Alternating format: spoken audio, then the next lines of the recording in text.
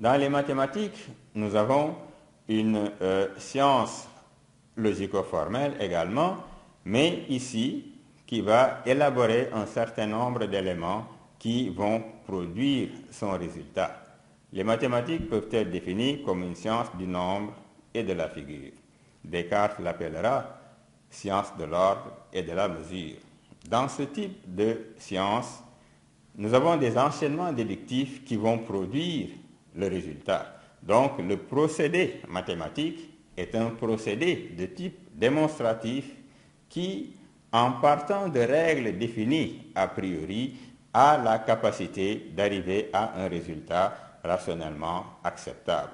Donc, en partant de points de départ comme les postulats et les axiomes qui sont des vérités, on va dire, indémontrables, nous allons aboutir à la construction d'un système cohérent de propositions qui seront ici les vérités mathématiques, à savoir les théorèmes et les définitions.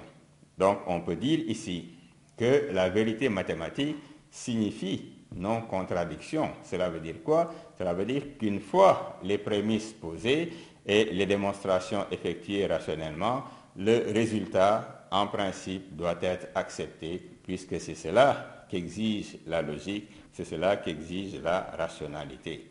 Ainsi, ce qui peut justifier cela, c'est que, historiquement, il y a eu ce que l'on appelle le postulat des parallèles d'Euclide, qui dit que par tout point pris en dehors d'une droite, on ne peut faire passer qu'une seule parallèle à cette même droite. Ce postulat a été démenti mathématiquement par l'histoire avec deux auteurs qui ont produit des thèses différentes, à savoir Lobachevsky d'abord, qui dira que par tout point pris en dehors d'une droite, on peut faire passer une infinité de parallèles à cette même droite. Riemann viendra dire que par tout point pris en dehors d'une droite, on ne peut faire passer aucune parallèle à cette même droite.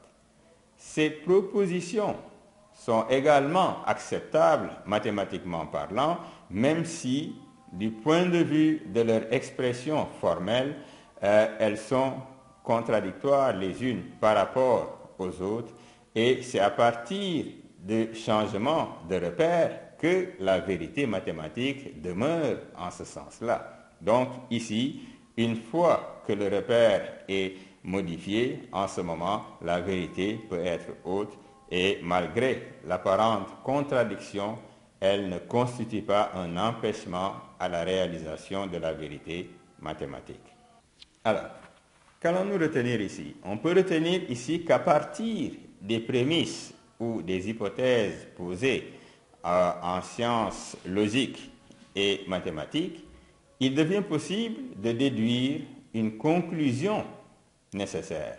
Et c'est ainsi qu'on va les appeler des sciences hypothético-déductives, c'est-à-dire des sciences qui déduisent le résultat à partir des hypothèses posées a priori, c'est-à-dire avant toute expérience. Ainsi, nous avons affaire à une vérité dite formelle, c'est-à-dire qui repose sur la forme du raisonnement, et c'est ainsi que seule la cohérence du raisonnement suffit pour garantir la validité du discours logico-formel, qu'il s'agisse du discours logique ou du discours mathématique en tant que tel. Et c'est cela qu'il va falloir comprendre ici. Et quand nous disons une science déductive, c'est une science qui déduit à partir d'un petit nombre de règles, un petit nombre d'hypothèses considérées comme acceptables, on arrive à des vérités nécessaires, et c'est cela qui garantit la véracité, la validité du discours logico-formel en logique comme en mathématiques. Ce sera autre chose quand nous parlerons des sciences de la nature.